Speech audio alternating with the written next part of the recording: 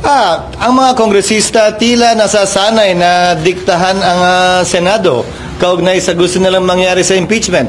Pues kung trabaho ng ilang mambabatas na maging sunod-sunuran kay Speaker Romualdez na gusto klaro itong impeachment na ito, hindi namin trabaho yan sa Senado. Hindi ko rin trabaho yan bilang tagapangulo ng Senado. Para sa akin, gagampanan namin ang aming tungkulin ayon sa aming paniniwala na tamang proseso na naaayon sa batas.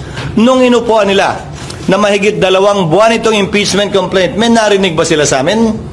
Nakalagay din sa rules nilang immediately ibibigay ng SecGen yung impeachment complaint sa Speaker. Hindi nila ginawa yon sa loob ng mahigit 2 buwan. May narinig ba silang reklamo sa amin? Ginalang namin ang kanilang pasya, proseso at pagdidesisyon. Yan sana ang inaasahan ko rin sa kanila.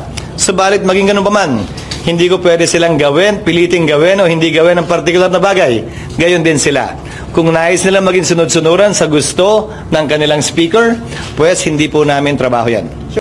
Yung interesado lang na nagtatanong na humingi ng soft copy, binigyan ko. Pero yung hindi interesado, alam po ni BP Sara na meron kayong ganun draft? Hindi. Hindi. Ako ko lang kung umutok na ito ngayon, di ba? Lumabas na yan mga balita na yan. Ako kung nakarating sa kanya, pero sabihin mo, ako personally, mag-report sa kanya, no, that's my own initiative. Hindi galing lang sa akin. Kasi ako alam dito. Possible sale Monday next week, di ba? Meron bang gusto mag-input eh? Kung hindi ngayon, baka next week. Ayun niya pa. Wala pa. Hopefully, ngayon sana, kung natapos na yung mga mga ini-input nila ng mga magagandang laman. Sir, confident po kayo na makakagather kayo ng support sa colleagues? Whether or not makakuha ako ng suporta ng majority, I am confident that I make a stand as far as this issue is concerned. Sir, ihain niyo sa ano niyo sa floor yung pwesto niyo. Once it is submitted, then automatic yan. It will be taken up in the floor. Sir, inaral po ba mabuti yung mga pinamit doon ng mga constitutional provision? Kasi sabi ni Senator Coco na mabasa niya, parang incorrect yun daw. Whatever, may kanya-kanya tayong opinion, no? May kanya-kanya tayong opinion.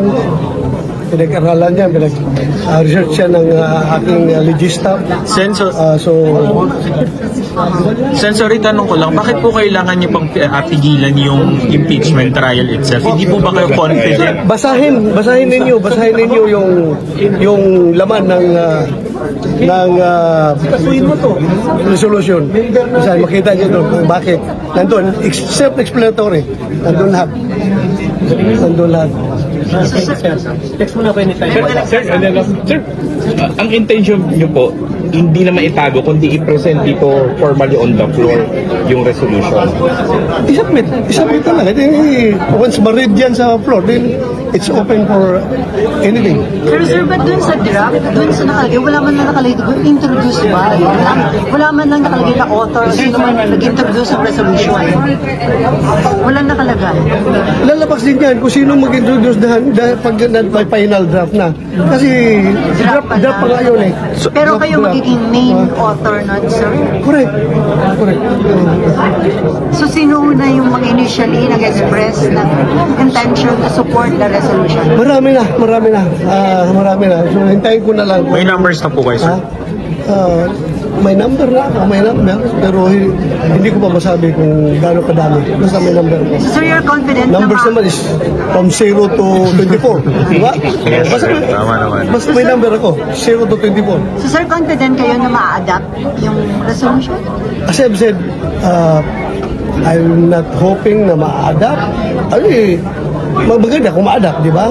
Basta at least for this particular issue, for this particular situation, I made a stand.